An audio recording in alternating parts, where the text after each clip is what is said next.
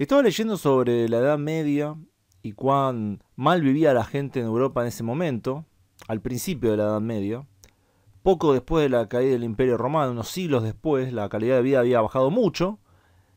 Y me topo con esta información que yo tenía cierta noción, pero me gustó entrar un poco más en detalle, que son las distintas incursiones vikingas que hubo en Europa en el siglo IX, 1800 y pico. En este mapa podemos ver en rojo cómo están las zonas que estaban habitadas por los vikingos, perdón, por los escandinavos. En un rojo más claro, las zonas que fueron poblando en el siglo IX, es decir, 1800. Ahí vemos cómo se expanden dentro de Escandinavia hacia el norte. También empiezan a poblar partes de los países bálticos, el norte de Alemania, o la actual Alemania y Polonia, algunas partes de la actual Rusia. Y fueron muy activos en las Islas Británicas, donde inclusive tuvieron un territorio llamado Danelaw, algo muy importante de la historia británica, pero generalmente afuera mucha importancia no le dan. En Irlanda también se asentaron mucho. Pero si vemos un poco más, porque tenemos otros colores en este mapa, tenemos en verde. En verde, ¿qué serían los lugares donde los vikingos atacaron? ¿No? Hacían estas incursiones y vemos que todo el norte de la Europa cristiana fue atacada en algún momento por los vikingos. Todas las islas británicas, bueno, las partes fuera de Escandinavia, del norte de Europa, Perm, lugares del mar Caspio, del mar Negro, llegaron a atacar los reinos cristianos del norte de Iberia y también a los musulmanes en Iberia, Cerdeña y Córcega también, pero claro, en amarillo están los lugares donde se asentaron, pero más adelante. En naranja serían los lugares donde se asentaron en el siglo X. El más importante acá es Normandía, porque tuvo una importancia histórica luego con la conquista de Inglaterra más adelante. Acá también vemos cómo se expandieron por el norte, en Islandia y Groenlandia. Bueno, este mapa nos muestra cuán lejos llegó esta expansión, sea tanto de asentamiento como de ataques, directamente atacar para robar, para saquear. Tenemos una gran parte de Europa que está fuera de esto, el interior de Europa. Entonces uno diría, bueno, estas partes se salvaron de todo este problema, pero qué mentira que sería eso. Entonces está este mapa muy interesante también, que nos muestra las invasiones, las incursiones de los húngaros. Este pueblo había llegado a Panonia, luego de ir poco a poco avanzando. Habían colaborado también con los bizantinos en su momento. Los bizantinos los habían usado como mercenarios en contra de otros pueblos. Pero una vez que estaban asentados allí y tuvieron confianza, empezaron a atacar toda Europa durante el siglo IX y el siglo X. Como vemos, llegaron muy lejos. Atacaron por el sur, llegando a atacar, bueno, Constantinopla, toda la actual Grecia, toda la actual, los países eslavos del sur también atacaron, menos, pero también atacaron por ahí. Atacaron Italia en varias ocasiones. Todo lo que sea el Imperio, Sacro Imperio Romano Germánico también, ahí fue una zona que sufrió muchísimo estos ataques de los húngaros. La actual Francia también sufrió un montón de ataques. Llegaron incluso a los reinos cristianos de Iberia y también atacaron a los musulmanes, al reino musulmán que estaba acá en Iberia. Obviamente no atacaron las islas porque se movían a caballo, entonces quedó fuera de estos ataques la actual Gran Bretaña e Irlanda, las islas del Mediterráneo, el norte de África, etc. Pero vemos como las partes que no fueron atacadas por los vikingos, en estos 2 siglos, sí fueron atacadas por los húngaros, que al igual que los vikingos eran conocidos por su brutalidad, bueno, por no solo robar todo, sino por cometer distintas atrocidades. Entonces, cuando Europa parecía que estaba saliendo a la época de caos, luego de la caída del Imperio Romano, ya habían pasado varios siglos, se encuentra con esta situación en la cual tiene que sufrir estas incursiones de pueblos extranjeros que hicieron sufrir mucho a la población local. Tenemos este mapa que nos muestra a ambos pueblos y cómo hicieron sufrir a Europa. Acá se nota muy claramente en azul los vikingos, en rojo los húngaros, los magiares. Y se complementan bastante bien. Se complementan los vikingos atacando más las costas europeas y las islas. Y los magiares atacando la parte continental. Uno podría hablar incluso de una cooperación o una coordinación inconsciente entre estos pueblos para destruir la mayor cantidad de vidas humanas y propiedad en Europa. Los vikingos también atacaron lo que sería Europa del Este, la actual Rusia.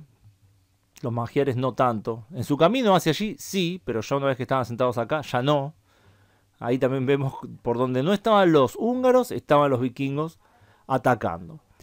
Pero eso no es todo, porque también durante estos siglos sucedieron otras cosas. Y este mapa me parece el mejor, por lo menos el que encontré. Seguramente habrá mapas mejores, pero este que encontré, que muestra este tercer factor. Tenemos acá en violeta lo que serían los vikingos, más detallados sus incursiones en la actual Rusia.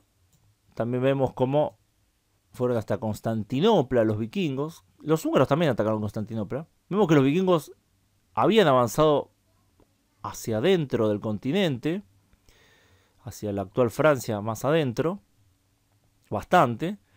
Y acá está más detallado también cómo atacaron Iberia en distintas zonas. El tercer factor que acá se incluye, que en los otros mapas no, son las incursiones musulmanas.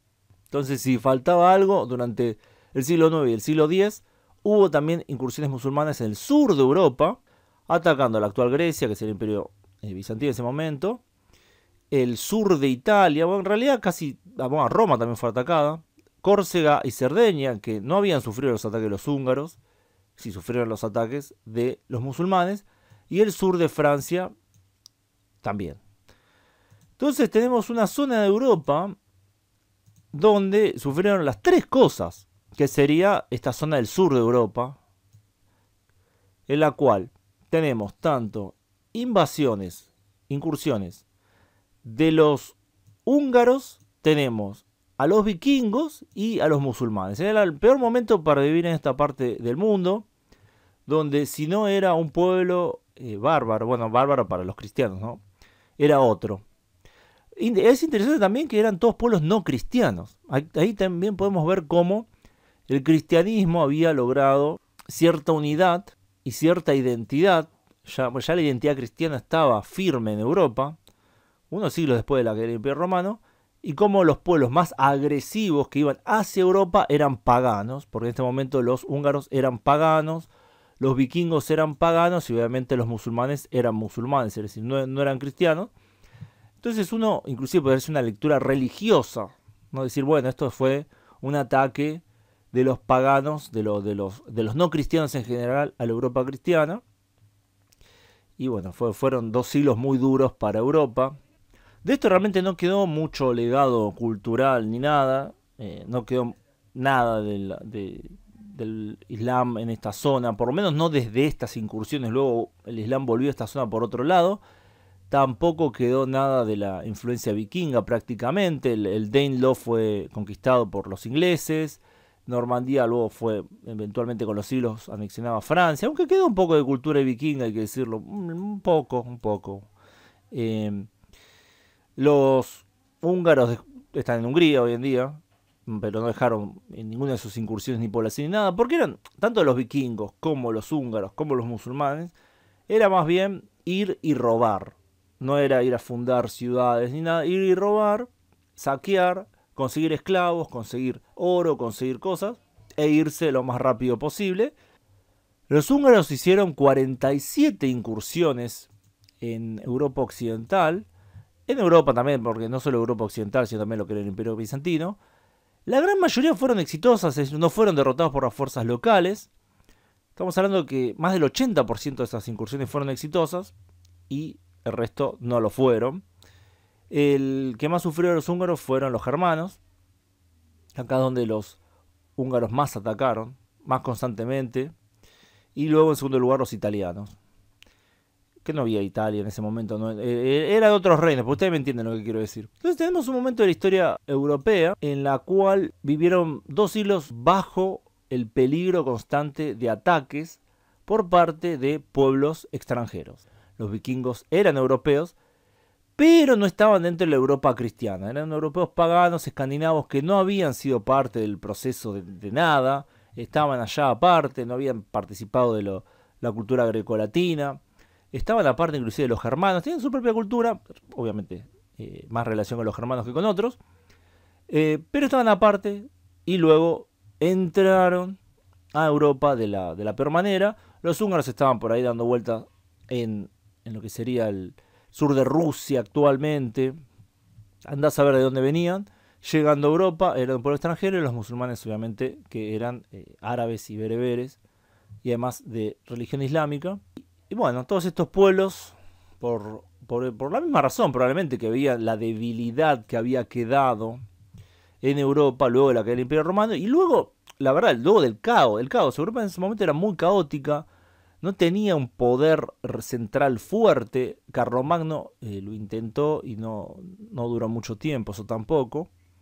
Pero bueno, me gustó señalar este periodo de la historia europea a través de los mapas, que son lindos, nos hacen ver un poquito más estos procesos.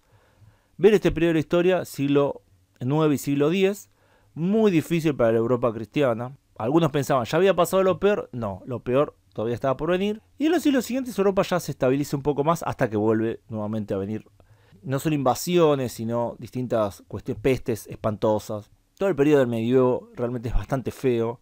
Yo sé que hay gente que lo romantiza, pero en general fue bastante feo para los europeos en general. Bueno, gracias a todos por su tiempo. Espero que les haya gustado este video. Pongan me gusta si les gustó y compartan si creen que vale la pena compartir. Bueno, pronto voy a traer otro video, ya de otra temática. Bueno, gracias especiales también a los Patreon. Y acá pueden leer sus nombres, que gracias a ellos este canal tiene un apoyo constante. Nos vemos pronto, saludos.